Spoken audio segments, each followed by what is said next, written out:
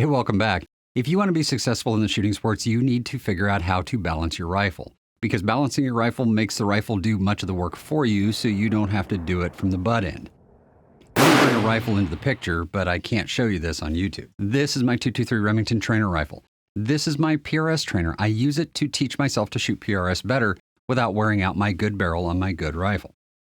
So this particular rifle is lighter than my PRS rifle for a good reason, and that's to increase the recoil. It also doesn't have a muzzle brake on it currently for that same reason. But if we were going to balance a rifle, we would need to do a couple of things. The first is weigh the rifle before you start. You need to know what the rifle weighs. This rifle without any weights on it weighs 14.7 pounds. And that does exclude the two weights that you see mounted up here.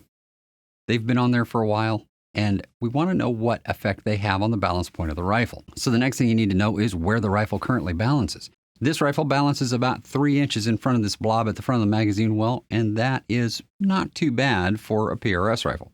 It could be a little further forward because from the back of this medium to the center of it is 4 inches. I would rather be an inch on the other side than on an inch on the rear side of this particular bag. As it is, I can throw the blob up on top of the bag a little bit and get just a little more out of it.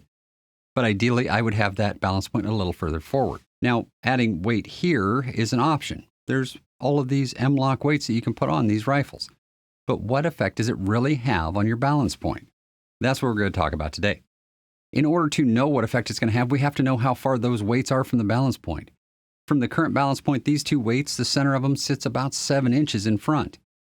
7 inches in front, and they weigh 7/10 of a pound for a set of weights.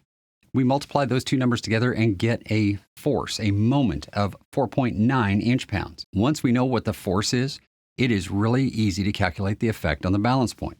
We simply divide that force by the total weight of the system, including those two weights, and that is 15.4 pounds. The result is 0.318 inches. In other words, we're moving the balance point forward 0.318 inches. Now, if we wanted to move it a full inch, for instance, we'd have to have 3 times the weight in that position. That's a lot of weight, 2.1 pounds right at the front of the forend, and is probably undoable. If I had any weight in the butt, I would remove that first. And there's one other place that I would add weight before I would add a whole bunch up here. Instead of adding more weight to the chassis, we can add weight at the muzzle. A muzzle brake is a great device for reducing recoil, but it's also good for balancing a rifle, as are suppressors, but I don't have any of those. I only have muzzle brakes. This muzzle brake by APA weighs about half a pound and sits 25 inches from the balance point of the rifle. The resultant moment is 12.5 inch-pounds. When we divide that by the total weight of the system, including these weights and this one, we move the balance point forward an additional 0.78 inches.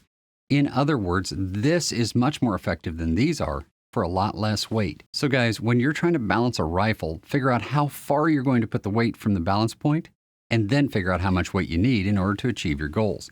If I knew that I had a forend that would allow me to put weight 15 inches in front of the balance point, these two weights would have double the effect they have right here. And one last consideration that I'll give you is any temporary accessories that you're mounting to the rifle, like this trigger cam. This weighs approximately 1 pound and sits about 12.5 inches from the balance point of the rifle, making it the same equivalent force as a heavy muzzle brake. When I put this scope cam on, I also put 2 shaft collars on the muzzle of the rifle. Now, the shaft collars on the muzzle are going to have a slight tuning effect. You're going to need to check your load after you put them on there to make sure that it's still shooting well. But if it does, it's a great way to balance out the mass of that camera and not negatively affect the shooting of the rifle and be able to get good video while you're doing it. Until next time, shoot straight. Think about where you're going to add weight and how you're going to add it in order to get the best possible effect without turning your rifle into something that only Goliath could lift. And I'll see you in the next video.